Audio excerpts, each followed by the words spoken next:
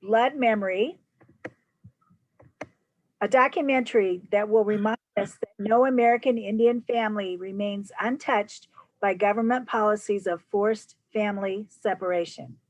My name is Barbara Velasquez. As the coordinator of international intercultural education at Metropolitan Community College, it is my pleasure to be one of your hosts this evening. National Native American Heritage Month recognizes the accomplishments of the peoples who were the original inhabitants, explorers, and settlers of the United States. During this recognition at MCC, we celebrate the rich histories, diverse cultures, and important contributions of our nation's first people. Your microphones will be silenced during the first part of our program. You may unmute and ask questions at the end, or send your questions or comments to the hosts on the chat function at any time. Questions will be addressed by our distinguished discussion leaders after the documentary screening. Your continued attendance at international intercultural education programming could qualify you for recognition throughout the year. To be considered, complete the online evaluation and include your name and contact information. The online address will be on a slide at the end of the program, and it is mccneb.edu/IIEEVAL. We are honored to have Drew Nicholas, director producer of Blood Memory, and George McCauley, Omaha, who grew up in Macy, Nebraska, and attended boarding school, here to introduce Blood Memory and begin the viewing.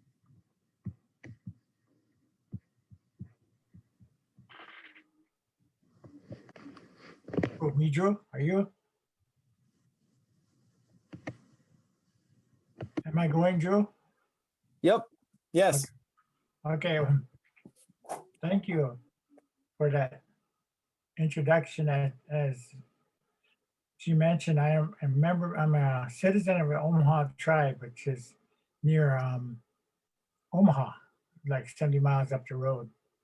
And I've been honored and privileged, honored to be asked to say a prayer, because as Indian people, whenever we begin something that is very important and is something that comes from our heart, we like to start with a prayer. And I've been asked to do that. And the other thing is, when the elders tell us to, when we're doing stuff, that we should always introduce ourselves in our native languages. So, excuse me. I like to start by saying, Umaha Ijaja Wawikite Mankush. Umaha Wawikite Inkesabe. Umaha Ijaja Wawikite George McCauley. I said my Umaha name is Mankush, and that name comes from the Black Shoulder people, the Buffalo clan. And my name that was given to me at birth is George McCauley Jr. I am a citizen of the Omaha tribe in Mason, Nebraska.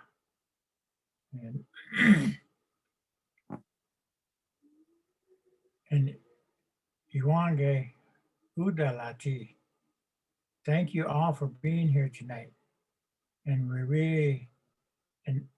I'm excited to have everybody here, and to say that my part in the film was just providing some of the archival footage, and for some of Sandy, my wife, who started this work way back in 2004 with her teacher and friend Chris Lee, who's from the Prairie Island community in Minnesota here, just south of the Twin Cities. And also helped Drew, advise him on different things on the way, and just mainly being Sandy's support and for all the work that Drew and his crew had done. So thank you all for being here tonight, and we hope that this will be something good. Thank you. Oh yeah, I got to, sorry, I forgot your prayer. So Wakanda Udalati thank you for this time and this technology that we have today so we can stay connected with one another. Wakanda, we say thank you for this gift of Drew and his team that captured our story of how adoption hurt our nations and how we are healing. Kategoho, Wiblaha. Be safe, protect our elders, wear a mask, keep safe distances. Thank you.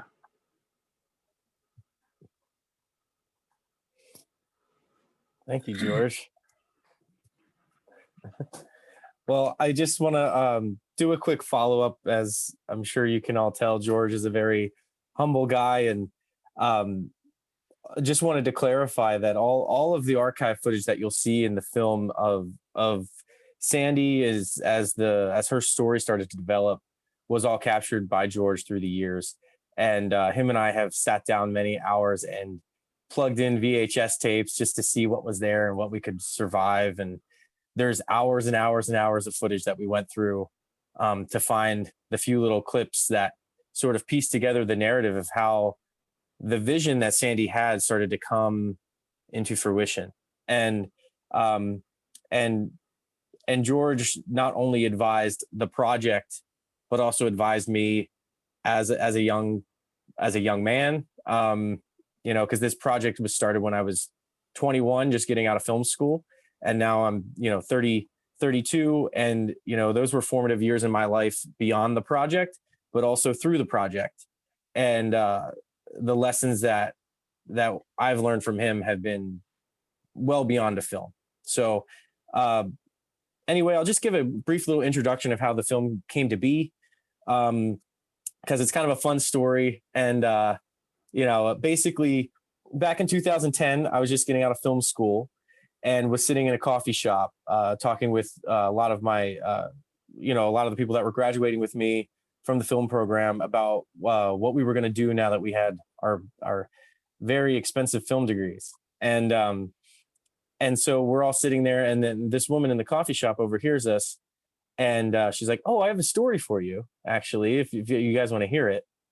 And I was, as a filmmaker, you kind of roll your eyes at that because everyone has a story, and some of them aren't always made for cinema, so to say. But we started talking, and she pitched her TV show idea, and I was like, "Sorry, can't help you." But then we just sort of kept chatting, and she had mentioned that she was. I asked her, I forget exactly how the order was, but basically she had mentioned she was from a tribe in Minnesota, and I asked her, because we were in Pittsburgh, I asked her what brought her to Pittsburgh, and she said her adoption had brought her there when she was a girl. And now as a woman, she was circling back to try and find some family that she had lost touch with. And I was like, "Oh, adoption is this life-saving thing. That's really nice that, somebody adopted you." And she was like, that's not the story that I had. That's not the experience I had. And that's not the experience many Indigenous people had. And so that idea of adoption sort of shifted in that conversation. And then she mentioned Carlisle and the boarding school that is there, that the first major federal funded boarding school. And Carlisle is in central Pennsylvania. And that coffee shop that we were talking in was in Pittsburgh, and I grew up in eastern PA. So I was very familiar with Carlisle, having camped there a lot.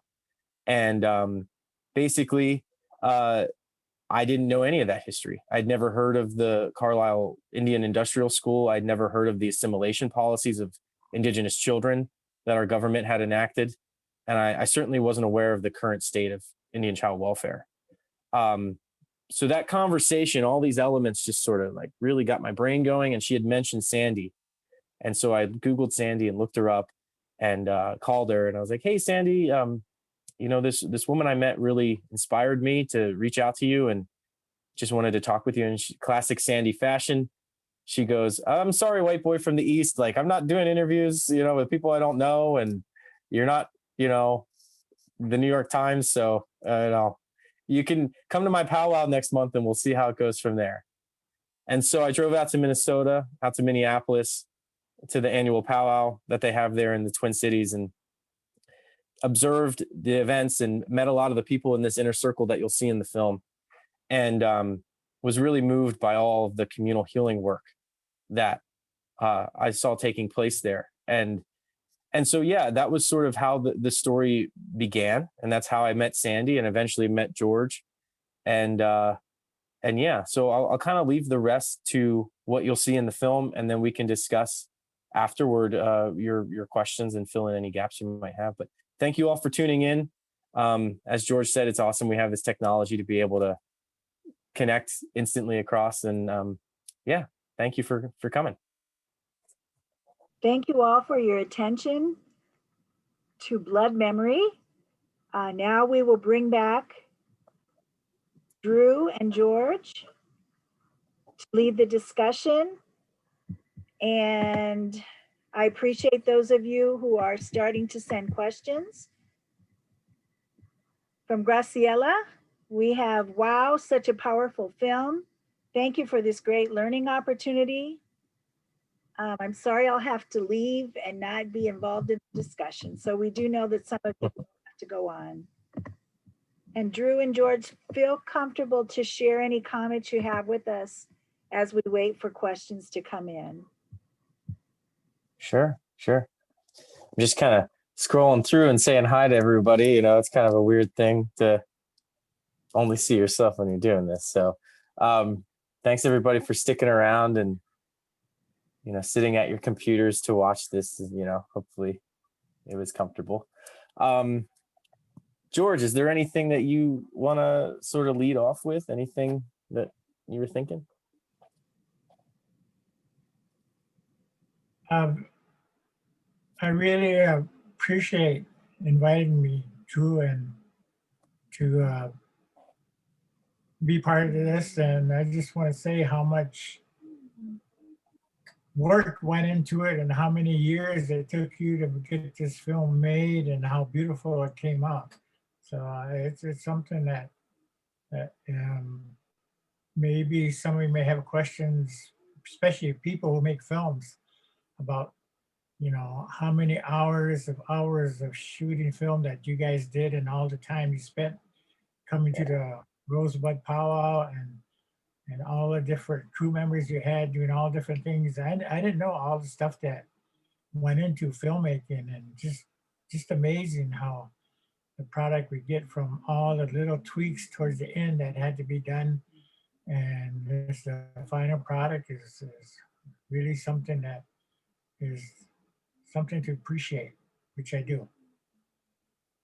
Thanks, George. Yeah, no, I actually, I'll speak to that a little bit in terms of the timeline, because we say it took 10, you know, it's been 10 years since, you know, I first met Sandy and, you know, the idea started, but that timeline was, you know, wasn't constant production, you know, and the first 3 years were heavily just research, you know, as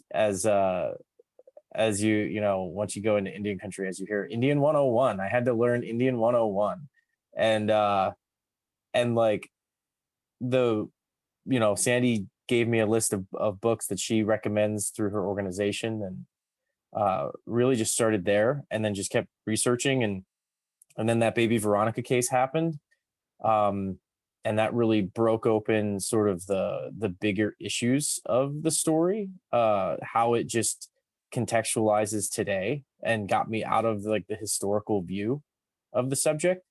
And then meeting Mark and kind of realizing that he could have a role in helping present those more modern, I shouldn't say more modern, but the ongoing crises, you know. But it wasn't until 2015 that Rosebud decided to do the ceremony, and it was happening that summer. So all of a sudden, you know, the first 5 years was sort of slow moving, picking off little things, trying to find a story. We really didn't even have a narrative to follow at that time. And then the ceremony happened, and it was like, wow, we have 3 months to get, you know, to get ready to actually shoot this thing and figure it out. Which we were, but, you know, and then really a lot of the scenes so we went back to Rosebud 3 consecutive summers for a majority of the filming, and then we were also there at other times of the year. So most of the ceremony that you see is all at once, but a lot of the other scenes actually came out of revisiting, like the scene where George and Kenny and Leonard are all sharing their boarding school stories. That was the third summer that we went back. And I think, going back and cultivating those relationships really allowed everyone to open up to us and get comfortable with the camera. Because I don't think that scene feels very off the cuff, like it just kind of happened, because it did just happen. We were actually just sitting down, hanging out, and everyone started talking about it. And and it was because we were all comfortable with each other. And it wasn't like, hey, tell me about your boarding school experience. So yeah, definitely a long time.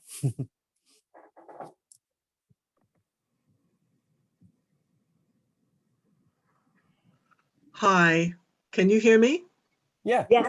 Hi, my name is Petra. I'm the director of a community center. I represent the Ramapo Nation in Mahwah, New Jersey. Wow.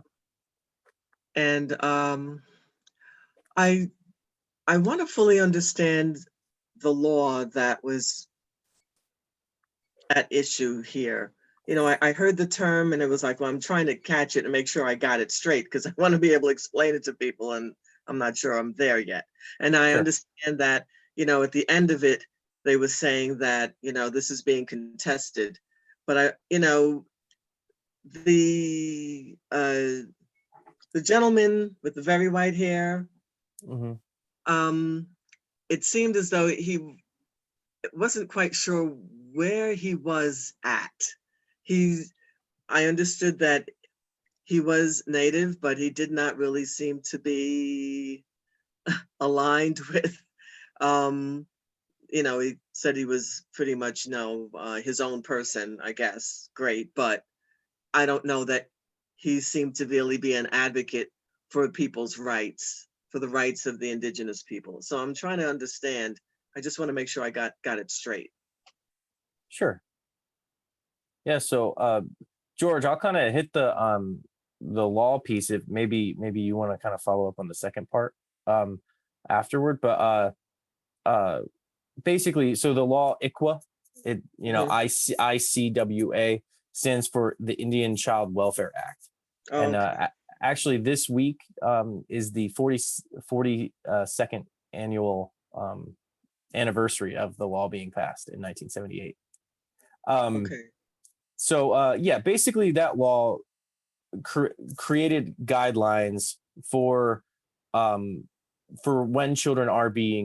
indigenous children are being placed out of their home, when they do go through a removal process. So it's sort of a 3-tiered process. If you just boil it down and try to simplify the law, it's, hey, can we place this child with an immediate family member? If there is no immediate family member available or who is, accessible, is there an extended family member? Right. And then, is there someone from that child's tribe that could take them? If there's no one in the tribe that's available, and then can we try and place this child in a culturally appropriate tribal placement before we remove this child from their culture, from everything entirely. And so that's really what it did. There were a lot of goals to sort of have like financial aspects to that and funding aspects to that. But unfortunately, through the revisions that it went through back in the 70s, as it was going through Congress, a lot of that sort of repatriation aspect got gutted out. Right. So then what happened in 2016, as a result of a lot of these lawsuits and the fallout from the Baby Veronica case, there were a lot of challenges to the law. And so the Bureau of Indian Affairs decided to do a series of hearings all around the country. And basically the goal of these hearings was to create, because ICWA is its guidelines, but there are no penalties. There's no sort of, Okay. has no teeth to it. Yes, exactly. Yeah, no enforcement. So the idea was, let's go around, let's do these hearings, let's see what people have to say, let's revisit ICWA and see if we can strengthen it in some way and potentially create some binding regulations here. And so they went all over the country and they did that hearing process. And then unfortunately, that was at the same time that there was the, administration shift to the Trump administration. And a lot of the momentum that was growing there stalled out. And these legal attacks kept growing and kept growing. And that's what you sort of see in the film, is those legal challenges coming. And Right. essentially there's a lot of all throughout the state and federal system, there's a series of legal challenges to ICWA on varying levels that are trying to position it to get back to the Supreme Court, because it hasn't been there since Veronica. Okay. And so that's kind of where it sits right now. There is one case that was mentioned at the end of the film, the Brackeen case, that has the potential to reach the Supreme Court. But it doesn't seem to be a priority of the courts at this particular moment with the way that COVID kind of hit everything. Sure. And it could sit in the docket for years. So it's sort of a weird holding pattern, but that's kind of the law in sort of a abbreviated sense. Okay, thank you. Yeah, and actually, if anyone is interested in the law aspect, we have an event on Thursday actually, and it's a lunchtime event with Berkeley. So it's West Coast time, but I believe it's 3:45 East Coast time, where Bert Hirsch, who's in the film, one of the co-authors of ICWA, who was the attorney on the ground working with the Dakota Mothers delegation to get this legislation passed. And so he's going to call in on that. And Chrissy Nemo, who's also in the film, she's the Deputy Attorney General for Cherokee Nation. So, and she's involved in a lot of the current litigation. So we're going to have sort of these two bookends on ICWA, breaking it down, talking about where it currently sits with the NALSA law students from Berkeley. So that's going to be a really cool, like 1.5 hour discussion, specifically law focused. Great. Thursday. And Drew, before George chimes in on that, could you give us the name of the very white-haired attorney that I have a question for his name? Sure. So Mark Fiddler is the other featured subject of the film. Thank you. We had one. Yeah. Thank you. Okay. Yeah. Hey, George, is there anything you would like to add about sort of Mark's cultural perspective? First, that the reason why the law was passed is because so many of the Indian children have been taken from their families, and there are a high representation in child welfare and foster care, and unfortunately that hasn't changed very much. So the battle continues to the tribes. They have the Indian child welfare departments who are overworked and underpaid, fighting constantly across the country to get these children back home to their families or to their relatives on the reservation. And as Drew said, Mark started the Indian Child Welfare Center here in Minneapolis when he first got into Indian child welfare. But for whatever reason, he changed to the other side to take the children away from their families. And having the expertise in that area, he has been so looked for in services for people who can pay the money to get him to work on cases where the tribe is challenging people who have children that didn't follow the ICWA law. And so he's been the worst of the people in the courts to and as you see in the film, the children that come home, they always come home. They want to know where they're from. They want to know who their families are. It's heartbreaking. It's heartbreaking. Thank you. Yep. Mary Angus, I'm in Omaha. I was a child protective service worker in the late 80s, I think it was. And I did have a child on my caseload that was Indigenous, and it was such a specter for me. There was no explanation. I was simply told that this child, that the tribe had to be notified, and the tribe would decide whether they would bring the child to them or they would let us have someone else adopt the child. And I mean, I get this sense that, you know, suddenly these elders were going to show up, you know, that's the no way it felt, the way this was all described. It was this, it was all, I couldn't figure out what the heck was going on. And I was afraid, and I don't think they ever, at least not while I had that little girl, I don't think they made a decision to bring her back to the tribe. I had no idea why that would be. And now I understand. I understand that the concept, I didn't at the time because nobody ever explained anything to me. But it was really, for me as the caseworker, it was really kind of scary. You know, was this child ever involved with the tribe in any way, shape, or form?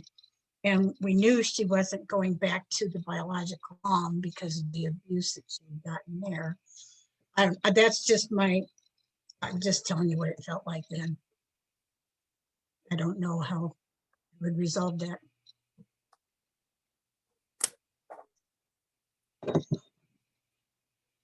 George, do you have anything to say about that sort of, you know, narrative of fearing the tribe stepping in?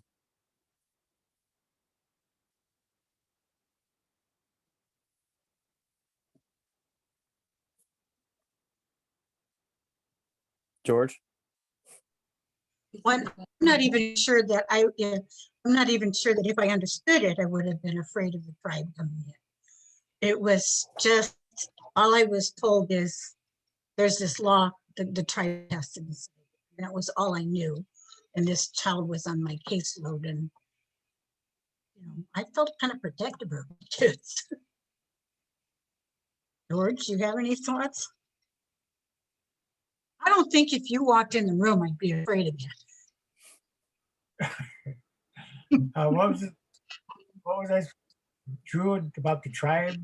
So basically the idea is that I wanted to speak to that narrative of you know, fearing, you know, a lot of the narrative that gets created in these removals is that the tribe is, you know, fearing the tribe stepping in and, you know, taking the child at the 11th hour, and that sort of narrative that we hear over and over again. I wanted to get your thoughts on sort of that role and the elements that play into that narrative. I think it's the fear that people are fed, like the Supreme Court case, and whoever read that statement or whoever made that statement when it's saying the child was pulled from the arms of the only family that they knew. That child had a family before it went to that family. That child had relatives who are waiting for that child, who wants to know that child, who wants that child to come home to them.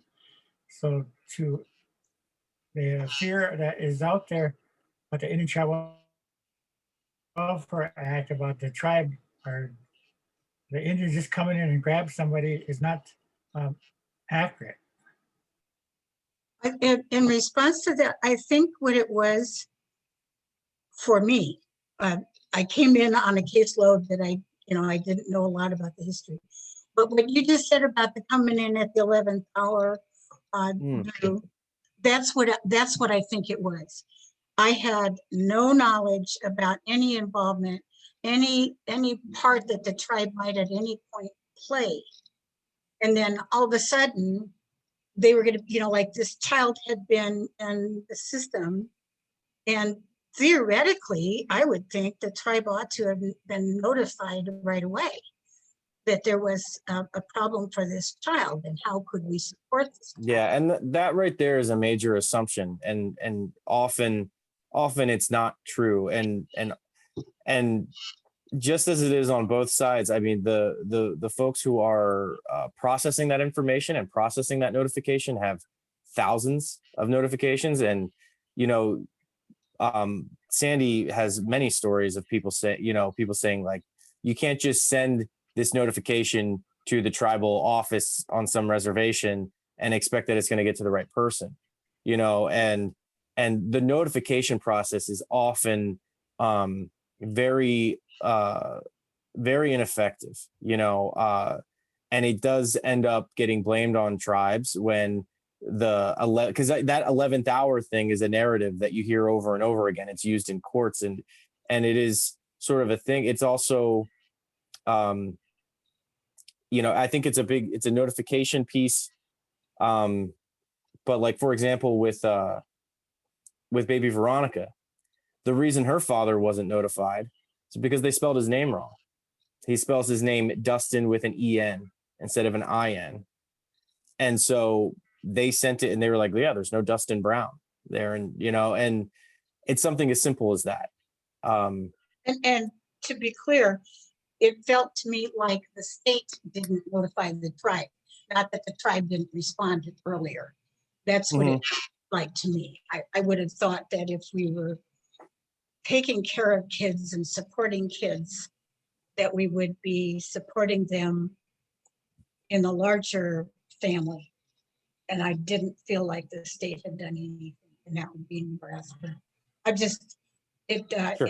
this story has really tugged at me. Can I discuss something myself with you guys? Yeah, Cassandra, go ahead. I happen to be an adoptee before all the Indian Child Welfare Act, but currently I've worked with some families who had were in the court system, and they were foster parents. And one of the families, in fact, both of them adopted these Indian children. But to me, you know, what's most important is that there's more cultural taught to the social services, to these social workers, to the court system. The one I worked with, they were very aware of the Indian Child Welfare Act. I'm from Omaha, Nebraska. And the families that I worked with were very aware of the Indian Child Welfare Act, and they tried very hard to work with the tribes. And the parents, both of these parents, had relinquished their rights. So eventually these children were adopted by the foster parents who were not native. But the one family I worked with, she has an open adoption, which I think many social services should consider. She takes her little boy, her little Cheyenne boy, who is enrolled with the same tribe I am. I'm Cheyenne Arapaho, down to Oklahoma, and meets with the family, with his biological family, twice a year to interact on a cultural basis with his family, to remember his family. And the other family, she adopted 4 Native children who were given up by their mother, but is in constant contact with the mother on a weekly basis. But I think my thought is that it's really, really important that social services who are going to be working with Native children need to have cultural classes on the Indian Child Welfare Act, and not to go into something which they don't understand at all. And like that one social worker was saying, she was kind of scared. Do you know how many of our Indian children have been scared and being taken from their families? I think it was her responsibility to learn more about this Indian Child Welfare Act and not to feel that way.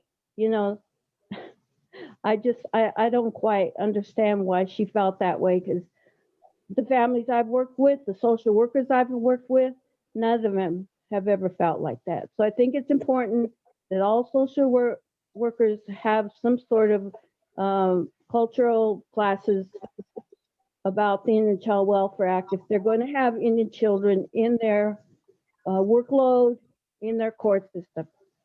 Thank you. Cassandra, I wanted to jump on that for just a second and say that I think we have two separate cultures, and you're going to have the culture that has the power overpowering a culture with a lesser power. But it's my understanding that the indigenous people are sovereign. And I'm curious as to why historically this has gotten away from the people. And additionally, I want to say that we have to take these steps serious. And I love what you said about understanding the culture, but we also need to be taught what the true culture is. And I find as a college instructor, the majority of people have no idea what the truth is coming through our schools. You're exactly right. You're exactly right. And the curriculum in the schools needs to be changed. There has to be, people have to be taught in the school system from the beginning our true history. And it's going to be different from whatever part of the country you're from. There are absolutely 574 federally recognized tribes in the United States, and they're all have their own way of life. So yes, we're just, I would say that the majority of non-natives do not know Native history. Absolutely correct. Right.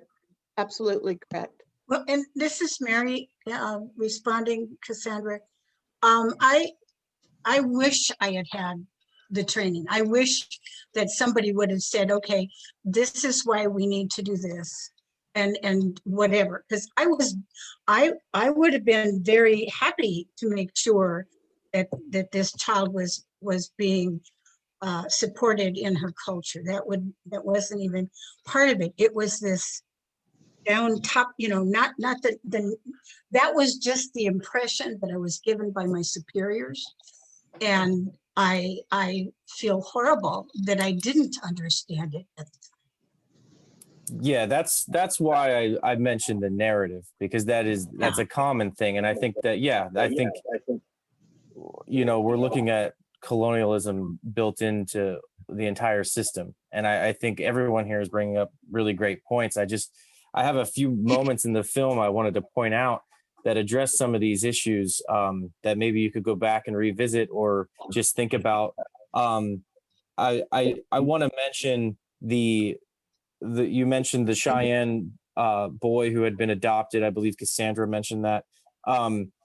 And it's one thing to have an open adoption. It's one thing to have a remote connection, whether it be via phone or visiting, but I think one of the most powerful scenes that Sandy has is actually the first scene where she's talking to that prospective adoptive mother who's a social worker. And she says, you can't be visiting who that child is. That child cannot be visiting who they are. You need to make the move. If you're going to adopt this child, you need to move closer to the community that they're a part of. You need to entrench yourself. If you're taking that child's, life as your responsibility, you really have to be willing to sacrifice to that. So visiting who you are, is not the same as growing up in the environment. And I think that's really what ICWA is trying to preserve. And you're talking about sort of this overall cultural confusion and enigma that, non-Indigenous folks have to go through, that Indian 101, as I mentioned earlier. And if children are connected and are able to remain somewhat remotely involved from the beginning, then you're not having those issues. You're not having that major disconnect. The white, person, the white savior, the white, whatever it is, it's not their responsibility then to catch up, because I think white people need to disconnect from being that sort of source for the child and say, I'm here as the conduit to make sure that, this child has that connection, has that connection to the source, because that's what you're trying to preserve. Yes, exactly. You don't need to sever it to figure out a way to reconnect it and rebuild it for them. Right. And that's really counterintuitive. And George, is there anything else you wanted to add to this whole discussion piece here? Would like to ask my niece Jill, she is on here, to share some of her things she runs into working with. She's the ombudsman for the state of Minnesota. Jill, can you share some of the things that you've dealt with? Aloha, Uncle. Aloha, Drew. Hey. I am so glad the final version of the film is the way it was. The first time I saw the version, to throw things. I think this is the 6th or the 7th time that I watch it, and it hits me all the time. So for everyone out there, my name is Jill. I am the Ombudsperson for American Indian Families. I am Native Hawaiian. And yes, I did move from Hawaii 20 years ago. Minnesota is #1 in the nation for the removal of American Indian children. I think it's between 17 and 22 American Indian children are removed from their homes to one white child. #1 in the nation. You do not want to be #1 in something like that. One that I do while I am a licensed Minnesota lawyer is I provide information to parents, to relatives, to courts, to trial attorneys, to foster parents, to anyone who contacts me about the Indian Child Welfare Act and the Minnesota Indian Family. I work with grandparents a lot who want to have their grandchildren placed with them, but for whatever reason, the county is not looking to the grandparents. So what I do is I look at the law and I provide the information to the contact me. While it's not legal advice, it is legal information and resources. I have had a number of grandparents who are able to have their grandchildren placed with them because they knew what they needed to do. They began to understand law, but because when they go to court, they are their own lawyer. Very rarely are grandparents assigned lawyers. Parents are assigned lawyers. Grandparents to their grandchildren. But when they understand what needs to be done, they do what needs to be done. I just received an email from my grandmother last Friday. She finally has her 2 grandchildren placed with her. I started working on that case in July, and she was told that there was no way her grandchildren were going to be placed with her. Last Friday, her grandchildren were placed with her. The other issue that we have is fathers are not being provided notice that their children are in child protection. And the reason is because in the state of Minnesota, when mom and dad have a child, they are not married. Mother has full legal and physical custody. Father has no rights to a child. Father has to go to court. So that's the information that I provide to people. And the Indian Child Welfare Act and Minnesota Indian Family Act is very easy to do and follow, but the problem is people don't want to learn to do what needs to be done. So, but no, great great final product, Drew, is all I can say. Thank you, Uncle. Thank you.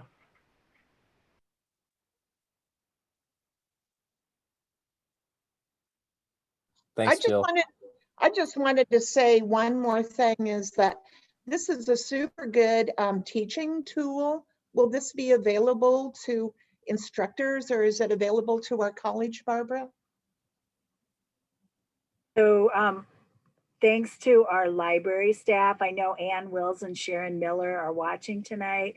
They have secured the rights for Metropolitan Community College personnel and students to access this video. And we're very thankful also to all of the people and companies making documentaries that are pivoting during COVID-19, because things that are possible today weren't possible maybe a year ago in terms of the online viewing. So thanks to all them for making these ways of providing a documentary to our audiences that are homebound more available. And we hope it will continue even after COVID-19 is something that's history. And I want to mention that this documentary was very, very good. I have met Sandy and George before when they came to Omaha to talk. And I was very impressed with Sandy and George. But I really enjoyed this film. And I think it's a very good teaching tool. thanks, Cassandra. You know, I actually sorry, go ahead. I think that there's another layer in regard to, you know, this adoption process that's not being discussed. Certainly there's, you know, the sensitivity that needs to be, sensitivity training that needs to be given and understood by child care workers, but families who are adopting, and I think Sandy mentioned it in a number of ways, that the abuse that is taking place because they see the difference in the child and they are punishing the child for being who they are. And essentially, it is a supremacist view when someone is putting a child in bleach and rubbing them with some cleaning agent. Comet, yeah. I just, you know, so that's not really being mentioned. And so when people are looking to adopt children that are not, well, for one thing, you know, I mean, abuse is what it is, but the child is that much more vulnerable in an adoptive situation. And what are the views of the parents and what is the mindset of the parent who is adopting when they see the child as being of a people that are not worthy of respect, because that is exactly how they have been treated, and the abuse.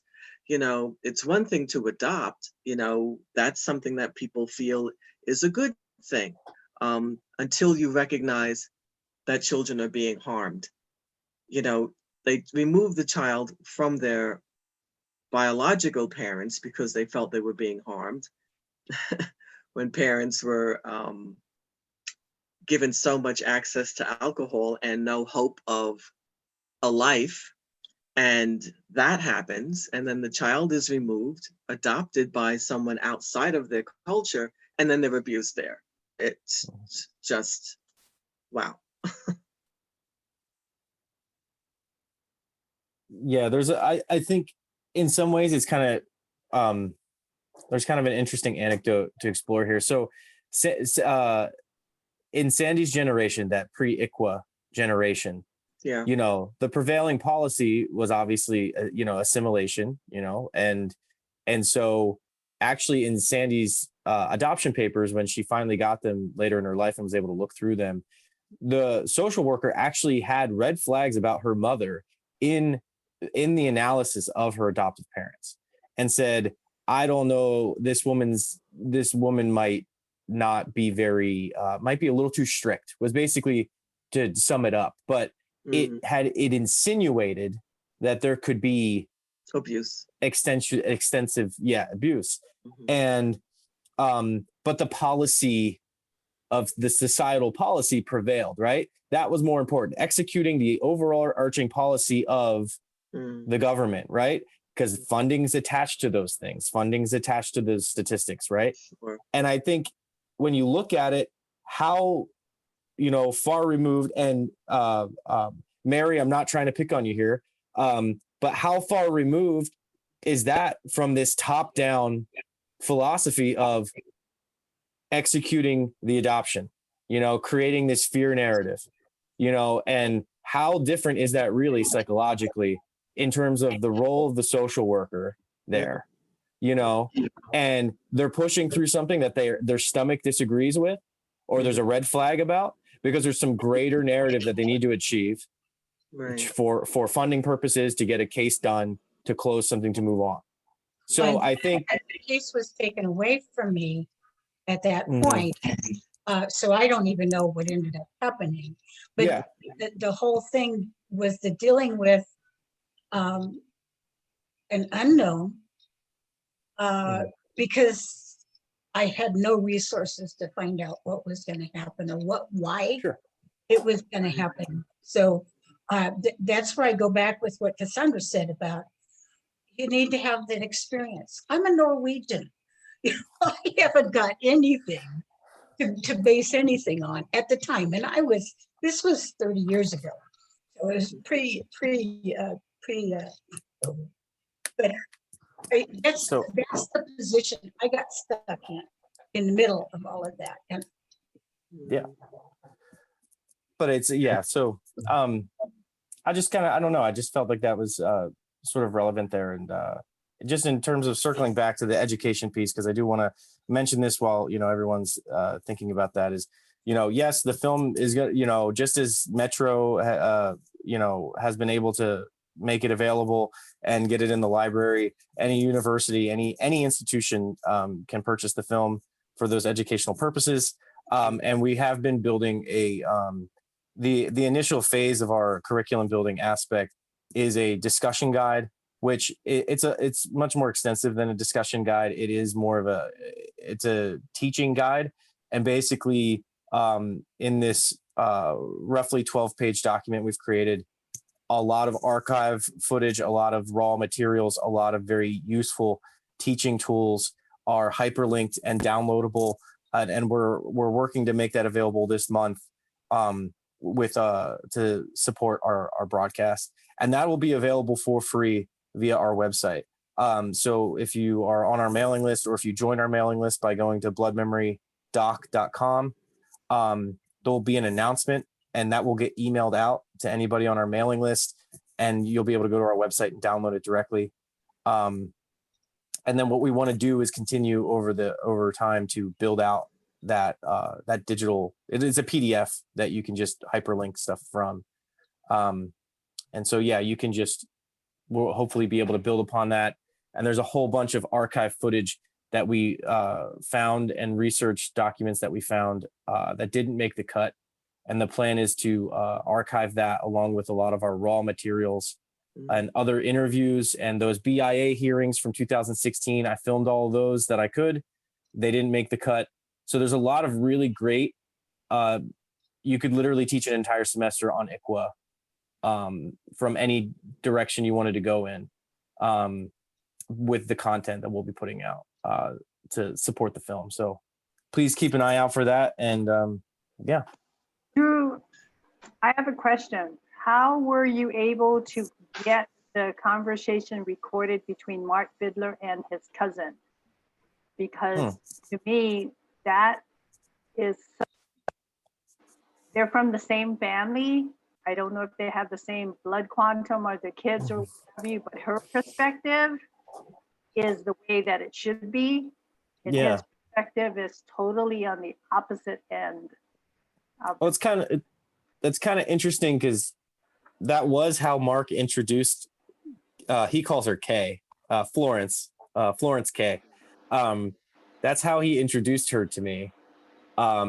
He's like, I have this cousin out in Seattle who's if you wanted to look at it, she's the other opposite bookend to this whole thing than me. She's, a native foster home.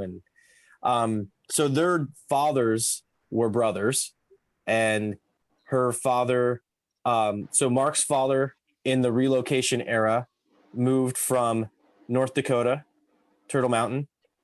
And I believe Denise is in here, so shouting out to Denise.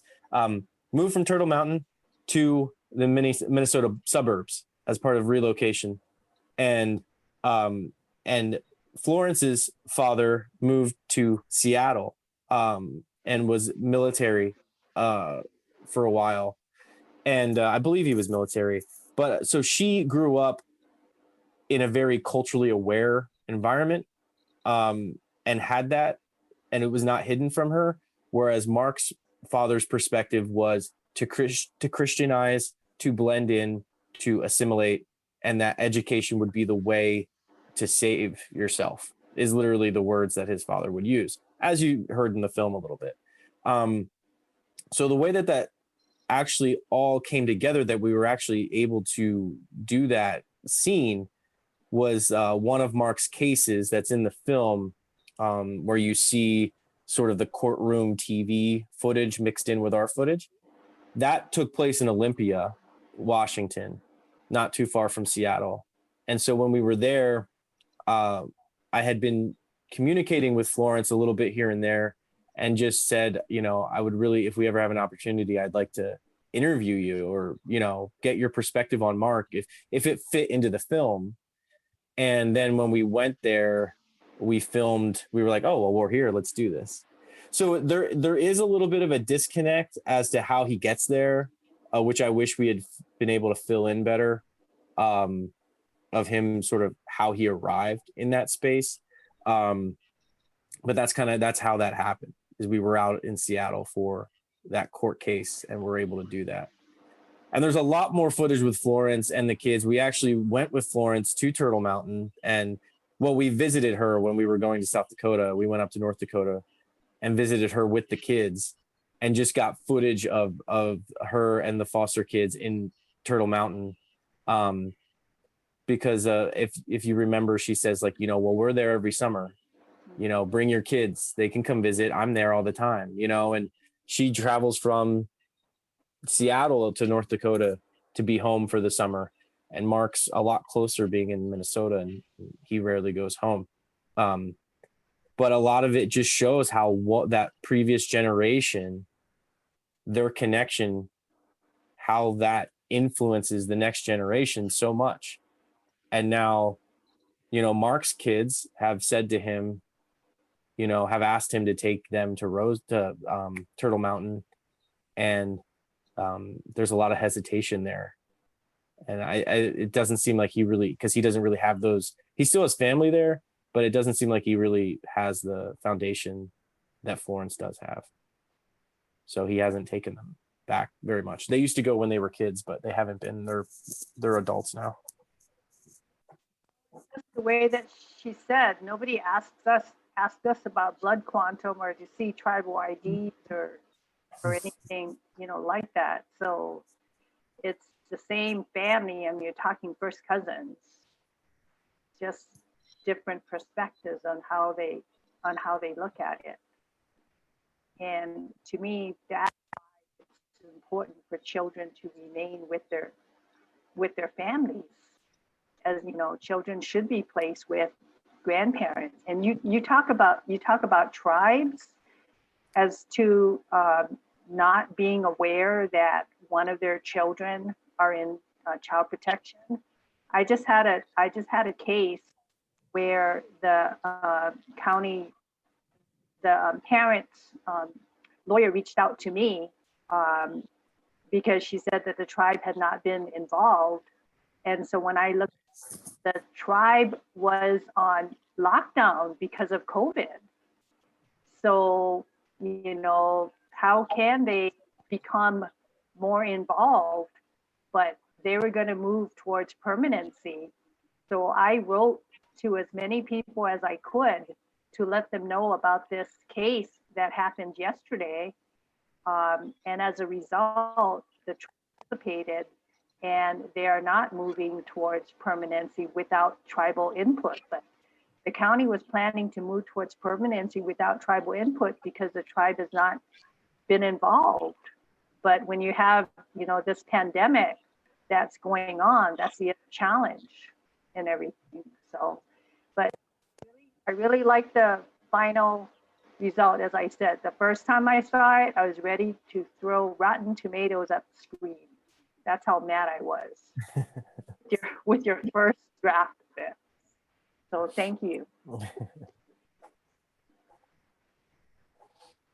So I would really love to continue the conversations, but we are coming to the end of the time that we had scheduled. First of all, let's thank George and Drew for giving us the time. We can always watch the documentary, but having expert discussion leaders who also are thoughtful enough to bring in people from, you know, their friends and relatives who can help enhance this conversation is so wonderful. I want to thank our audience. Almost everybody has stayed this entire time.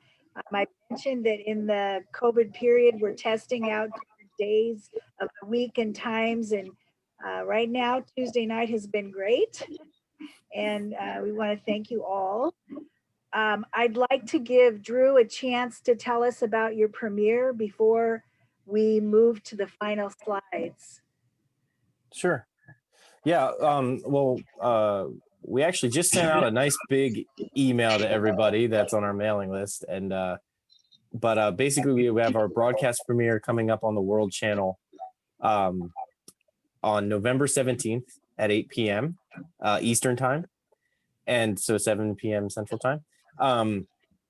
And the World Channel program that we're on is called America Reframed. So if you go to our Facebook page or to our website, the website's not updated with this info yet. But we'll be sending out more emails with that information.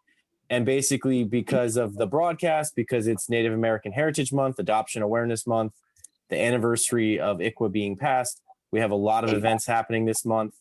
Real quickly, we have the Thursday event I mentioned with Berkeley Law School, breaking down ICWA from past and current. Then we have another discussion happening on November 18th with Arizona State University's social work, Indigenous social work students. And that'll be Sandy's first step back into the ring for post-surgery here.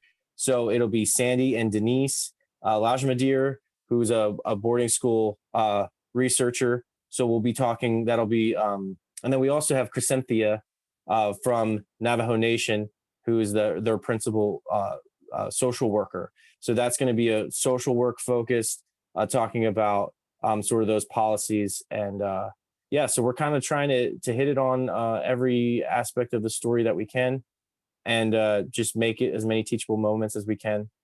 If you are interested in more content, we also have, if you go to Vimeo and search Blood Memory Doc, or if you go to Crowdcast, it's like a streaming, like a web webinar profile that we have. We have a bunch of content of previously recorded conversations that you can go and check out and watch, and you can just pick which ones you like. We have some with Stanford and the Institute of American Indian Arts, New York State ICWA. So there's a lot of really great content that you can dig into and check out. So if you're trying to figure out these resources, trying to navigate them, just shoot us an email, bloodmemoryproject@gmail.com. If you shoot us an email and say, hey, you mentioned this thing, what was that about again? I'll get you the information.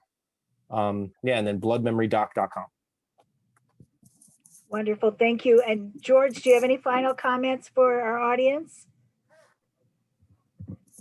Just want to say thank you again for everybody being here tonight, and hopefully We picked up something and several people said it's a good teaching tool.